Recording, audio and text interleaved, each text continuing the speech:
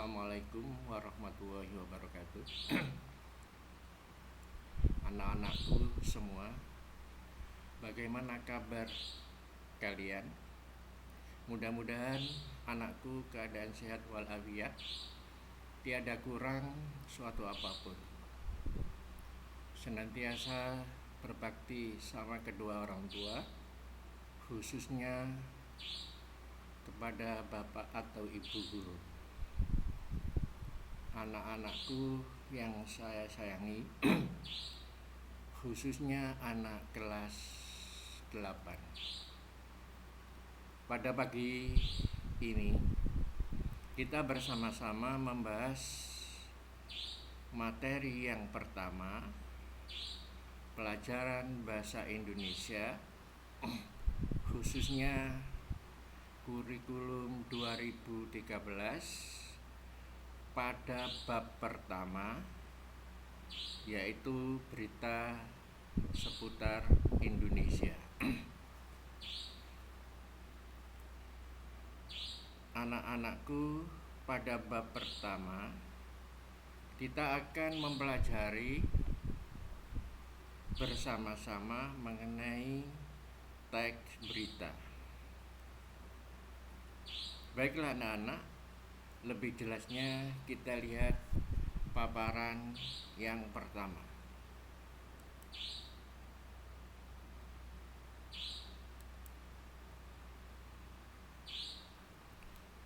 Berita adalah suatu laporan atau informasi yang di dalamnya memuat tentang suatu kejadian atau suatu peristiwa yang sifatnya aktual, dalam kurung informasi terkini yang sedang terjadi, dan juga bersifat faktual, berdasarkan fakta yang sebenarnya. Berita disajikan lewat bentuk cetak, siaran internet, atau dari mulut ke mulut kepada orang ketika atau orang banyak. Maksud daripada pengertian berita itu yaitu suatu laporan atau informasi di dalamnya memuat suatu kejadian atau peristiwa yang sifatnya aktual. Aktual itu sifatnya yang terbaru terjadi, dan juga faktual. Faktual itu maksudnya fakta. Apa yang disampaikan oleh sang pemberita itu bisa dipertanggungjawabkan kebenarannya, itu namanya fakta. Tidak boleh dibuat-buat. Ya. Kemudian selanjutnya, berita disajikan lewat bentuk cetak. Bentuk cetak itu bisa lewat surat kabar atau koran, contohnya Jawa Pos, Surabaya Pos, Kompas, dan sebagainya.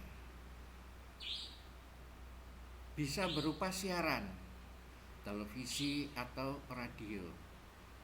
Lebih luasnya lagi internet, atau dari mulut ke mulut. Itu masalah pengertian daripada berita. Selanjutnya, bagian berita. Bagian berita di sini yaitu bagian yang ada di dalam berita yang ada di dalam koran, ya, atau surat kabar. Jadi bagian berita yang ada di koran, yaitu ada 4. Yang pertama, headline. Headline dapat disebut juga sebagai judul.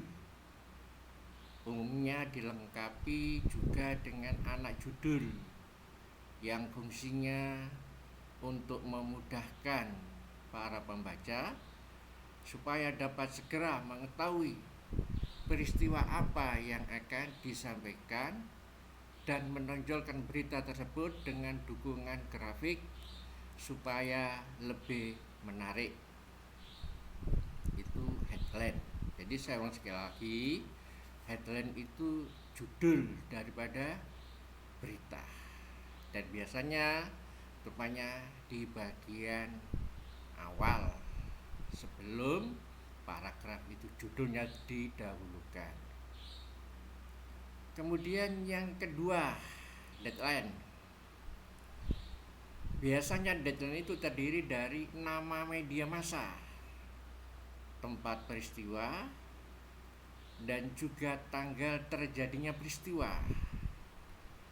Tujuannya untuk menunjukkan tempat peristiwa dari inisial dari media massa yang menyampaikan berita. Maksud deadline di sini yaitu nama media massa. Contohnya, misalnya Jawa Pos, Surabaya Pos itu nama-nama media massa yang sudah dikenal di masyarakat. Ya. Di samping nama media massa tidak lepas dengan tanggal penyampaian berita tersebut harus jelas. Di samping itu juga siapa yang menyampaikan berita itu. Misalnya si A, itu semuanya harus jelas. Ya. Karena bagian yang pertama bahwa berita itu harus disampaikan secara faktual, benar-benar terjadi. Segala sesuatunya harus jelas. Itu yang kedua. Yang ketiga, lead. Lead di sini merupakan unsur yang sangat penting dalam berita karena dapat menentukan apa isi dari berita tersebut akan dibaca atau tidak oleh masyarakat. Dapat dikatakan juga sebagai inti suatu berita yang berfungsi untuk menggambarkan seluruh isi berita tapi secara ringkas. Biasanya disebut dengan teras berita dan ditulis pada paragraf pertama. Saya ulang, bahwa teras berita ditulis pada paragraf pertama. Jadi maksudnya lead ini merupakan inti sari daripada berita. Jadi maksudnya misalnya di dalam berita itu ada 3 paragraf. Setelah judul, ya, kemudian di bawahnya ada 3 paragraf. Satu paragraf pertama itu merupakan inti daripada berita. Ya. Namanya teras berita. Ya. Dan teras berita itu mencakup baris paragraf kedua dan ketiga. Jadi paragraf 2 dan ketiga itu sudah dijelaskan di paragraf pertama secara ringkas. Kemudian yang keempat, body, merupakan bagian tubuh berita. Isinya peristiwa-peristiwa yang dilaporkan dengan bahasa singkat, jelas, dan padat. Body dapat juga disebut sebagai bagian perkembangan berita. Maksud daripada body ini perluasan daripada teras berita tadi yang sudah disampaikan di awal paragraf, kemudian diperjelas di paragraf 2 dan 3. Seandainya di dalam berita itu ada 3 paragraf. Jadi paragraf 2 dan 3 itu sudah terwakili pada paragraf pertama secara ringkas dengan nama teras berita. Ya. Selanjutnya, ya, kita masih berbicara teras berita. Teras berita atau lead adalah bagian berita yang terletak pada alinea pertama. Ya. Jadi letak daripada LED itu di bagian pertama. Yang kedua, teras berita merupakan bagian dari komposisi atau susunan berita, yakni terletak setelah judul berita atau head dan sebelum badan berita. Jadi maksudnya teras berita itu setelah judul, ya, kemudian paragraf pertama, yaitu namanya teras berita. Isinya mencakup paragraf 2 dan 3 secara ringkas. Teras berita mempunyai kedudukan yang amat penting setelah judul berita berkenaan dengan daya kemenarikan sebuah berita. Jadi, menarik dan tidaknya sebuah berita itu dilihat pada teras berita. Karena teras berita itu mewakili paragraf kedua dan ketiga. Ya, jadi orang kalau mau membaca dulu teras beritanya. Kalau teras beritanya tidak menarik, maka tidak dilanjutkan membaca paragraf berikutnya. Maka dari itu, teras berita adalah bentuk isi berita yang paling utama. Umumnya, pembaca mencari penjelasan dari judul berita melalui teras berita. Tadi sudah saya sampaikan bahwa orang yang mau membaca berita itu sudah jelas mencari judul yang ada di teras berita. Kalau menarik, dilanjut. Kalau tidak menarik, tidak dilanjut. Yang selanjutnya, berita yang baik akan mencantumkan maksud utama judul dalam teras berita. Sebaliknya, berita yang baik tidak mencantumkan penjelasan judul pada teras berita.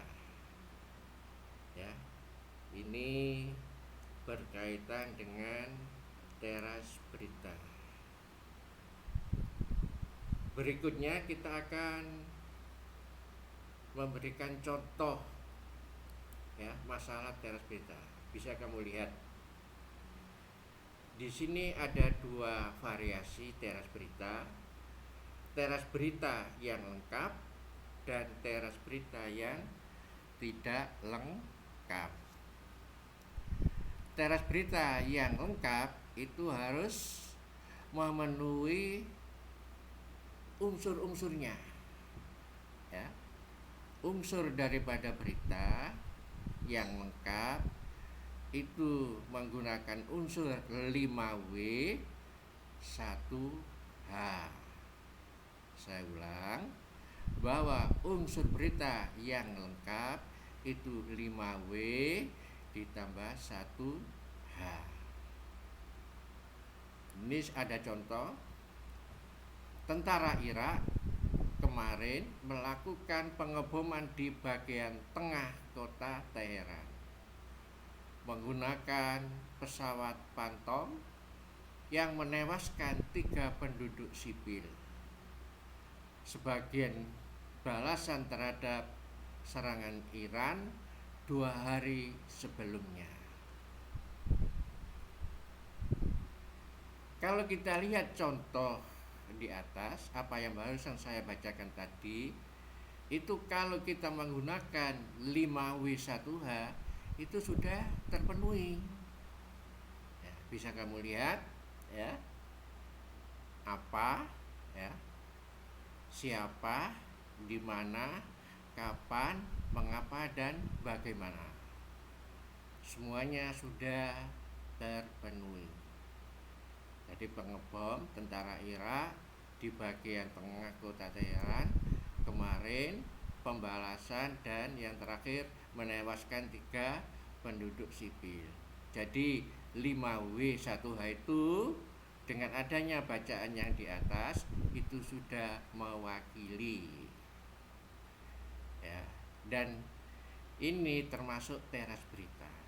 Jadi teras berita itu meskipun secara singkat sudah memenuhi persyaratan harus melengkapi 5W1H. Kemudian yang kedua, teras berita yang tidak lengkap. Ya. Kalau yang pertama lengkap, kalau yang kedua tidak lengkap. Ada kayak karena di bagian unsur 5W1H ini ada yang tidak ada, maka dikatakan tidak lengkap. Contohnya, banjir melanda sebagian besar kota Surabaya akibat hujan yang turun selama 5 jam lebih Minggu sore, ya. Bisa kamu lihat yang tidak terisi yaitu siapa sama bagaimana, ya. Mestinya itu harus lengkap, tapi di sini ada 2 yang tidak terisi, yaitu unsur bagaimana dan siapa. Mengapa kok tidak diisi? Ini ada 2 kemungkinan. Mungkin saja yang tidak diisi ini sudah diketahui oleh masyarakatnya, itu yang pertama. Dan yang kedua, kemungkinan, ya, tidak ada tempatnya di koran. Jadi ruang lingkup daripada berita itu tidak memenuhi daripada unsurnya. Itu juga bisa. Yang selanjutnya, syarat-syarat berita. Dalam membuat berita harus memenuhi syarat-syarat sebagai berikut. Yang pertama, berita harus merupakan fakta, ya. Jadi yang pertama itu harus fakta. Fakta itu suatu pernyataan yang bisa dipertanggungjawabkan kebenarannya, harus benar-benar terjadi. Itu fakta. Berita harus merupakan kejadian terkini, ya. Jadi istilahnya itu baru, ya. Kalau kemarin itu bukan terkini, ya, itu sudah basi karena sudah diketahui oleh masyarakat lain. Jadi yang kedua, berita harus merupakan kejadian terkini. Yang ketiga, berita harus seimbang, tidak memihak. Jadi untuk menyampaikan berita itu tidak boleh memihak. Jadi harus objektif, apa adanya, ya. Tidak boleh enggak subjektif. Kalau subjektif itu sedikit banyak ada sebagian memihak. Kalau objektif, apa adanya, tidak boleh memihak. Yang keempat, berita harus lengkap, ya. Harus lengkap itu harus mengandung unsur berita, yaitu harus mengandung 5W1H. Yang berikutnya, yang kelima, berita harus menarik dan bermanfaat. Jadi apa yang disampaikan dalam berita itu harus menarik. Kalau tidak menarik, ya sudah jelas orang tidak mau membaca, dan juga harus bermanfaat, ya, itu. Jadi saya ulang sekali lagi, berita harus menarik dan bermanfaat. Masalah apa yang menarik? Ya, istilahnya pokoknya kita mencari hal-hal yang tidak diketahui oleh maksudnya misalnya ada apa ya, istilahnya menarik tidak seperti biasanya, seakan-akan orang itu ingin tahu apa sih ya. Jadi mempunyai anggapan-anggapan bahwa kemenarikan itu masalah apa gitu, harus menarik. Yang berikutnya, unsur-unsur berita. Unsur-unsur dari berita yaitu 5W 1H atau bisa disebut dalam bahasa Indonesia adik Simba. A itu apa? Ya. D itu di mana? K itu kapan? I itu siapa? M itu mengapa dan bagaimana. Itu istilah daripada adik Simba dalam bahasa Indonesia. Di sini dijelaskan what apa yang terjadi. Di mana peristiwa tersebut terjadi. Kapan peristiwa tersebut terjadi. Siapa yang terlibat dalam peristiwa tersebut. Mengapa peristiwa atau hal tersebut dapat terjadi. Dan yang terakhir, bagaimana peristiwa tersebut dapat terjadi. Itulah unsur-unsur berita 5W 1H atau ada istilah adik Samba dalam bahasa Indonesia. Selanjutnya,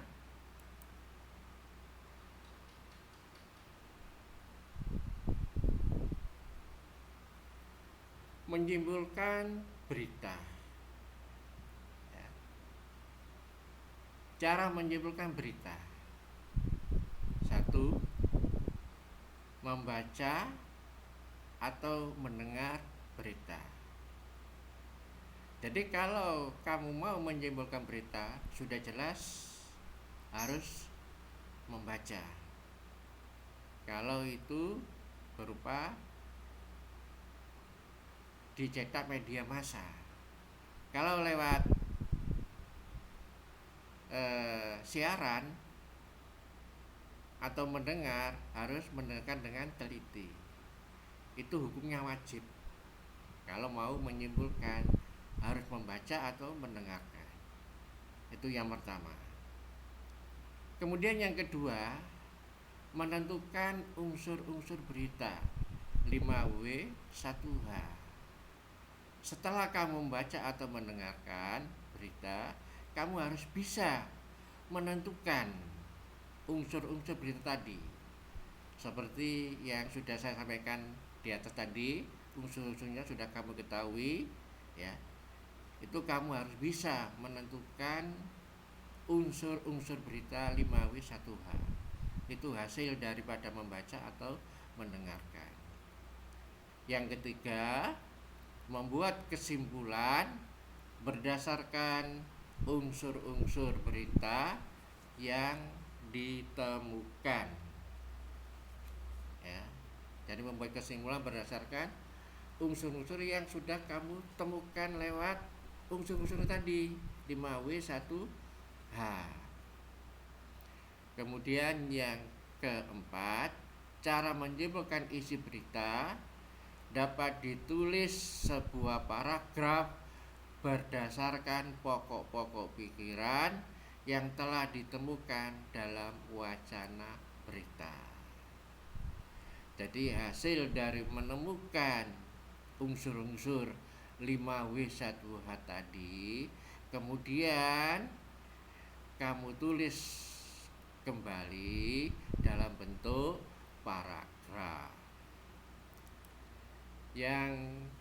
selanjutnya, tanggapan isi berita.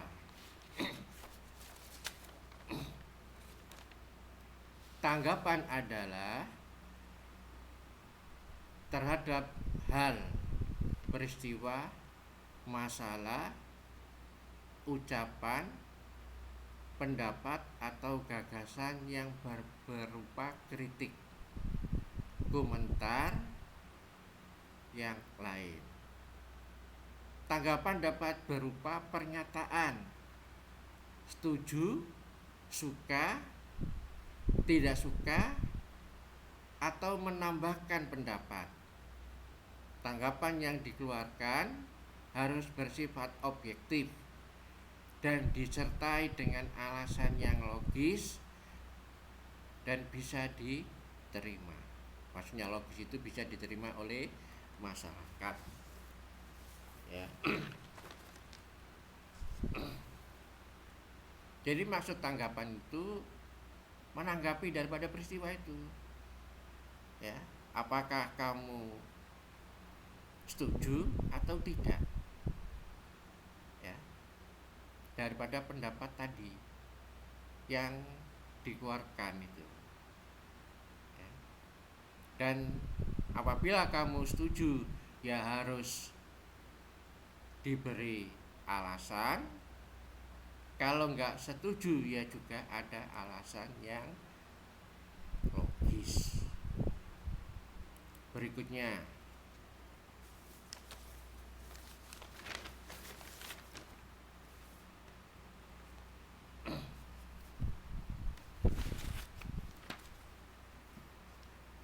hal yang perlu ditanggapi.